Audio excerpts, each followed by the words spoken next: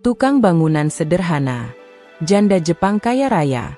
Dua dunia yang mustahil bersatu. Mengapa ia menangis setiap malam? Mengapa wanita elegan itu tiba-tiba muncul di Bandara Soekarno-Hatta, membawa koper penuh kenangan? Di mana dia? Bisiknya dengan suara bergetar. Apa yang sebenarnya terjadi di masa lalu mereka? Dan mengapa ia begitu nekat kembali ke Indonesia? Jumpa lagi dengan saya di sini. Kali ini saya akan memberikan cerita yang menarik dan penuh cinta. Sebelum kita lanjut, jangan lupa absen dulu di kolom komentar dari kota mana Anda menonton video ini, dan juga jangan lupa klik tombol subscribe agar kita semakin rajin membuat video. Langit Jakarta mendung sore itu. Bandara Soekarno-Hatta penuh hiruk-pikuk, namun satu wanita menarik perhatian. Kimono kremnya melambai pelan, matanya sembab menahan air mata. Namanya Asuka Watanabe, 48 tahun. Seorang janda pengusaha real estate asal Tokyo. Tak ada yang tahu, wanita ini menyimpan luka dan rindu yang tak kunjung sembuh. Ia menatap ponselnya, membuka satu foto. Pria berpakaian lusuh, tersenyum lebar di atas rangka baja setengah jadi. "Surya, kamu di mana sekarang?" bisiknya lirih. Flashback, 2 tahun lalu, Kyoto, Jepang. Surya, seorang tukang bangunan dari Jawa Tengah, sedang bekerja merenovasi villa tradisional milik Asuka. Ia dikirim ke Jepang lewat program magang konstruksi. Hari pertama mereka bertemu, Asuka mencibir. Kenapa pekerjanya bau semen semua? Tapi justru dari pertengkaran kecil, tumbuh percakapan. Dari percakapan, tumbuh perhatian. Dari perhatian, tumbuh rasa yang terlarang. Kembali ke masa kini, Asuka turun dari taksi di desa kecil di Boyolali. Anak-anak melihatnya keheranan. Lo bule kok nyasar ke sini?" Ia hanya tersenyum samar, menyodorkan secarik kertas ke ibu warung. "Maaf, apakah Anda tahu rumah Pak Surya?" Ibu warung mematung, lalu pelan berkata, "Surya? Yang itu, udah nggak kerja lagi, Bu, semenjak kejadian itu." Asuka tercekat. Kejadian apa? Di kejauhan, suara adzan maghrib menggema. Tapi bagi Asuka, hari baru saja dimulai. Angin sore menerpa wajah Asuka saat ia berdiri di depan sebuah rumah kayu tua di pinggir desa. Catnya terkelupas, pagar bambunya nyaris roboh. Namun, papan nama kecil bertuliskan, "Surya," tergantung samar di dinding. Asuka mengetuk perlahan. Tidak ada jawaban. Ia mengetuk sekali lagi, lebih keras. Pintu terbuka sedikit. Seorang pria tua keluar, tongkat kayu di tangan kanan, napas berat. "Asuka-san?" gumamnya ragu. Asuka membungkuk sopan. "Bapak kenal Surya?" Pria tua itu mengangguk pelan. "Saya ayahnya. Tapi Surya sudah tak sama lagi." Asuka menahan napas. "Maksud Bapak?"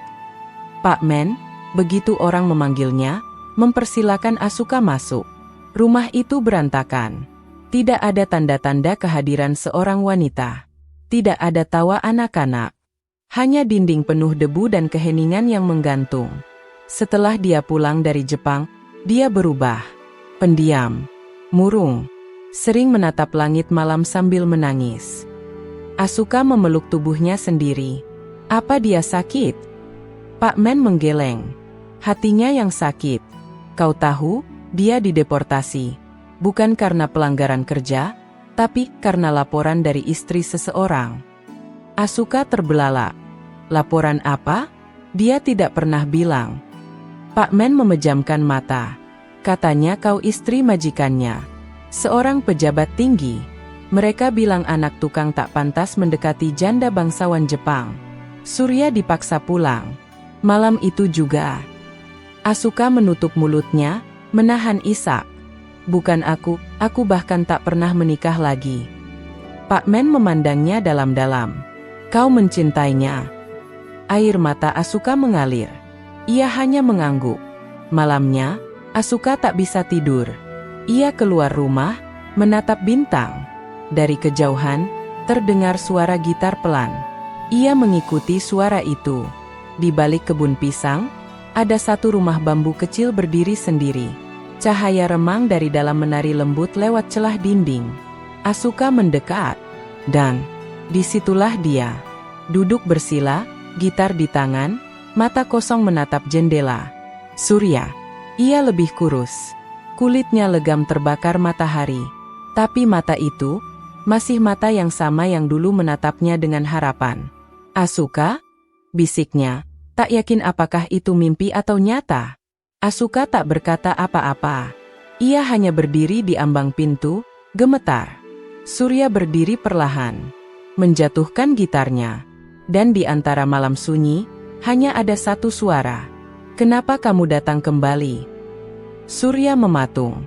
Wajahnya tegang, sorot matanya seperti menahan badai yang selama ini dikurung dalam diam. Asuka melangkah masuk, perlahan. Bau kayu lembab dan abu rokok menyambutnya.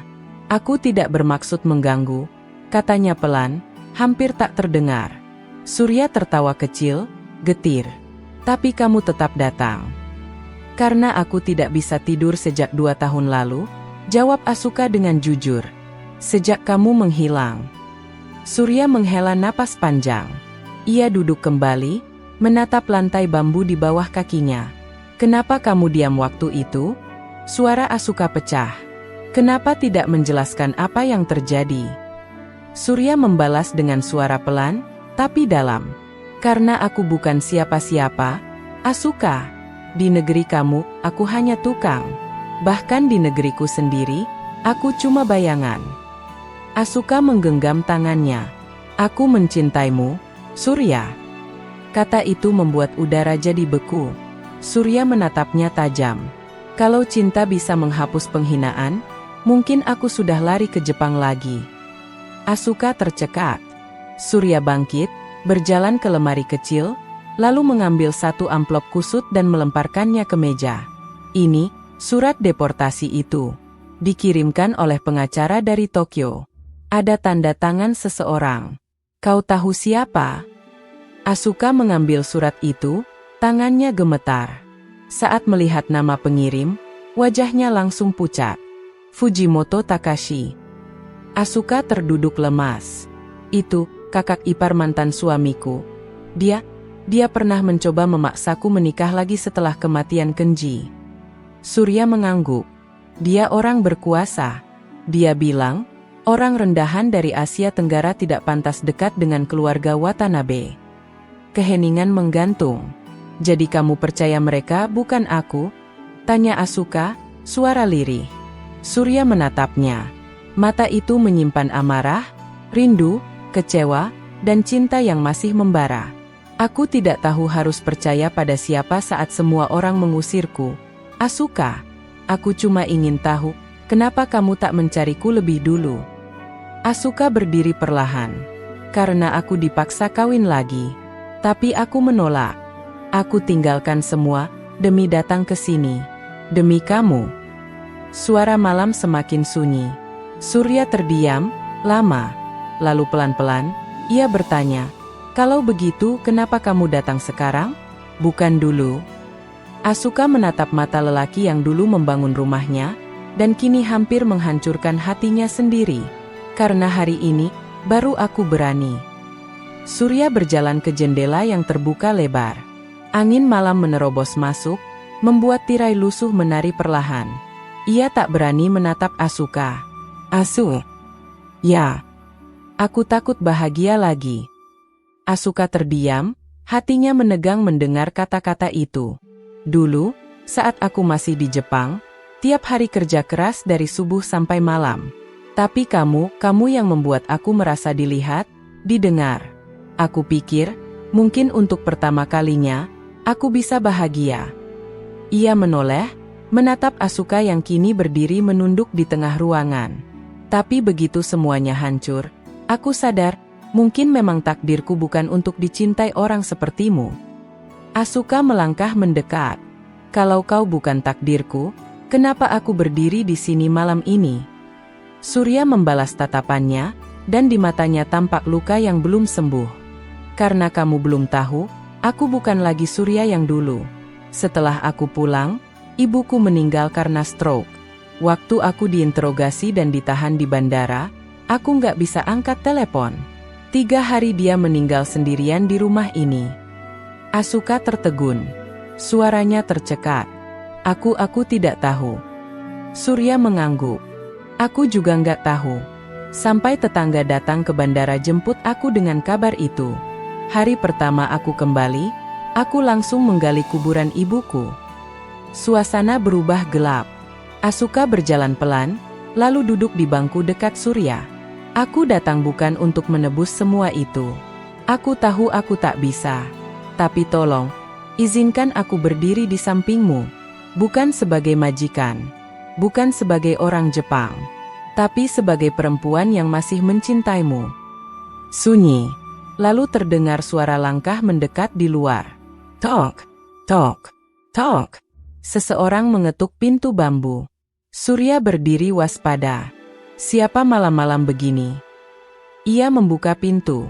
Di hadapannya berdiri seorang lelaki berbadan tegap, memakai jas hitam, dan berbicara dalam bahasa Jepang. Asuka-sama, maafkan saya disuruh menjemput Anda. Pesawat charter sudah menunggu di Solo. Asuka berdiri. Wajahnya tegang. Siapa dia? Tanya Surya tajam. Asuka menatap lelaki itu, lalu berbalik ke Surya. Orang suruhan Fujimoto. Dia tahu aku di sini. Lelaki itu mengangkat telepon. Jika Anda tidak ikut malam ini, akan ada konsekuensi untuk keluarga Anda di Tokyo. Surya maju. Jangan ancam dia. Lelaki itu menatap Surya dingin. Kau hanya tukang bangunan. Jangan ikut campur urusan keluarga Watanabe. Dan dalam sekejap, Surya memukulnya. Brak! Lelaki itu terhuyung jatuh. Darah menetes dari hidungnya. Asuka menjerit, Surya. Surya berdiri tegak, menggigil. Tapi matanya mantap. Aku memang cuma tukang bangunan. Tapi jangan pernah kau rendahkan lagi orang yang berdiri di hadapanku. Asuka menutup mulutnya. Hatinya bergetar. Lelaki Jepang itu bangkit dengan susah payah, menyeka darah di bawah hidungnya. Namun wajahnya tetap dingin, tak terusik. Asuka-sama, Anda tahu aturan keluarga. Anda telah melanggar batas. Jika Anda tidak pulang malam ini, perusahaan milik mendiang suami Anda akan diambil alih. Seluruh properti Anda di Tokyo akan dibekukan. Asuka menunduk. Matanya berkaca-kaca. Surya menatapnya, napasnya masih berat karena emosi barusan. Kamu tahu aku nggak akan bisa tahan kalau kamu disakiti. Tapi ini terlalu besar untuk aku hadapi sendiri. Asuka menatapnya, penuh kebimbangan dan luka. Lalu harus bagaimana? Pulang dan pura-pura lupa?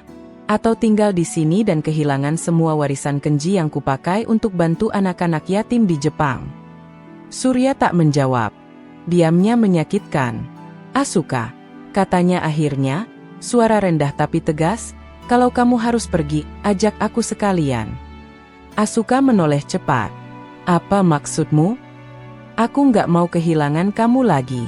Aku nggak peduli sama status. Aku nggak peduli sama mereka. Tapi kalau kamu berani melawan, aku akan berdiri di belakangmu. Bukan sebagai pekerja, tapi sebagai lelaki yang mencintaimu. Air mata Asuka jatuh, pelan tapi deras. Ia mengangguk, gemetar. Tapi pria Jepang itu menyelipkan tangan ke dalam jasnya, mengeluarkan amplop merah dengan stempel hukum Tokyo. Jika Asuka Watanabe tidak kembali malam ini akan dikirim ke kantor pusat. Surat pembekuan aset, termasuk sekolah dan rumah anak-anak asuhan yang dia kelola. Surya menatap surat itu, lalu memandang Asuka yang kini duduk lunglai di bangku rotan. Ini bukan soal cinta lagi, gumamnya. Asuka, ini soal hidup banyak orang. Asuka menutup wajahnya dengan kedua tangan. Kenapa semua ini terjadi? Hanya karena aku mencintai pria sederhana. Surya perlahan berlutut di hadapannya, menggenggam tangannya erat. Karena cinta yang tulus selalu ditakuti oleh orang-orang yang membangun hidupnya di atas kekuasaan dan nama besar. Asuka menatapnya. Kalau aku pergi malam ini, kamu akan tetap menunggu. Surya mengangguk. Bukan menunggu. Aku akan datang padamu. Dengan caraku. Di waktuku. Lelaki Jepang itu berbicara cepat dalam bahasa ibu mereka. Waktu kita habis, Asuka sama. Asuka berdiri. Ia menatap Surya sekali lagi. Dalam. Lama. Lalu pelan-pelan mencium tangannya. Jangan biarkan dunia membuat kita jadi asing.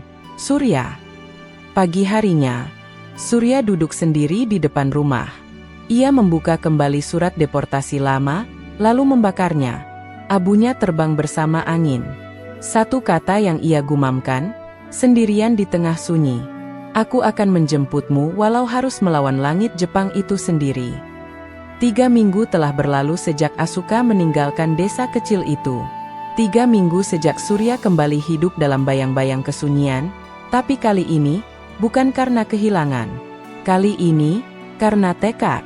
Surya menatap peta Jepang yang telah ia print dari warung internet desa.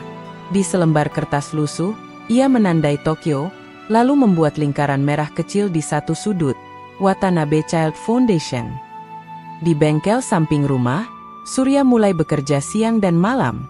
Ia membangun kembali alat-alat yang dulu ia tinggalkan. Las, palu, papan, semua dipakai bukan untuk proyek orang lain, tapi untuk impian sendiri. Di seantero desa, orang mulai bertanya-tanya, Surya ngapain bikin kontrakan dari baja sendiri? Apa dia bangun rumah buat cewek bule itu? Tapi Surya tak menggubris. Ia hanya tersenyum. Karena di dalam hatinya, ada suara Asuka yang tak pernah benar-benar pergi. Malam hari, ia membuka laptop tua milik kepala desa. Mendaftar kursus online, bahasa Jepang bisnis, prosedur visa kerja mandiri, teknik arsitektur Jepang modern. Ia belajar dari nol. Sambil bekerja. Sambil menabung. Ia sedang memahat jalan menuju Tokyo. Satu malam, seorang pria datang dari Jakarta. Berpakaian rapi, mengenalkan diri sebagai Dimas, teman lama satu proyek yang kini bekerja di konsulat Jepang. Dimas memeluk Surya dengan hangat. Aku dengar cerita lo dari teman-teman di grup pekerja migran. Katanya ada tukang bangunan yang bikin wanita Jepang nangis di tengah desa. Surya tertawa kaku. Kayaknya itu berlebihan. Dimas menatapnya serius. Gue bisa bantu lo ke Jepang. Tapi lo harus punya alasan kuat. Surya mengangguk. Aku mau ke sana, bukan buat kerja. Tapi buat berdiri di sebelah wanita yang dulu mempertaruhkan segalanya untuk cinta. Dimas terdiam sejenak, lalu meletakkan map di meja. Ini formulir magang mandiri. Legal. Tapi lo harus punya proyek atau prototipe bangunan sebagai bukti.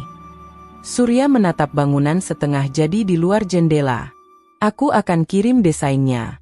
Aku sudah bangun sistem rumah tahan gempa dari bahan lokal. Aku sebut itu, Rumah Asuka. 2 bulan kemudian, surat elektronik dari konsulat Jepang muncul di kotak masuk email Surya. Email Surya, your application has been accepted. You are now granted a 6-month working visa under Special Contribution Exchange Program. Surya menatap layar. Matanya berkaca-kaca. Ia menarik napas dalam-dalam. Lalu berkata lirih, tunggu aku, Asuka. Kali ini, aku datang bukan sebagai bayangan, tapi sebagai terang. Langit Tokyo kelabu saat pesawat mendarat. Surya melangkah keluar bandara dengan jantung berdebar. Ini bukan Jepang yang dulu menyambutnya sebagai buruh. Ini adalah tanah tempat ia akan menagih cinta, dengan harga diri yang utuh. Di tangannya ada koper kecil, di sakunya hanya ada alamat. Watanabe Child Foundation, Shibuyaku, Tokyo. Ia tiba di depan gedung bertingkat 5 yang elegan. Tapi hatinya langsung mencelos. Pintu depan ditutup. Tertulis, ditutup sementara, dalam sengketa hukum. Surya buru-buru bertanya pada penjaga gedung. Maaf, Pak. Saya mencari Ibu Asuka Watanabe. Penjaga itu menggeleng. Sudah hampir 2 minggu tidak terlihat.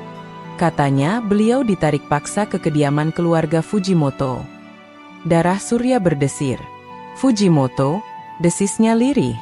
Malam itu, Surya menumpang tidur di asrama buruh tua dekat Shinagawa.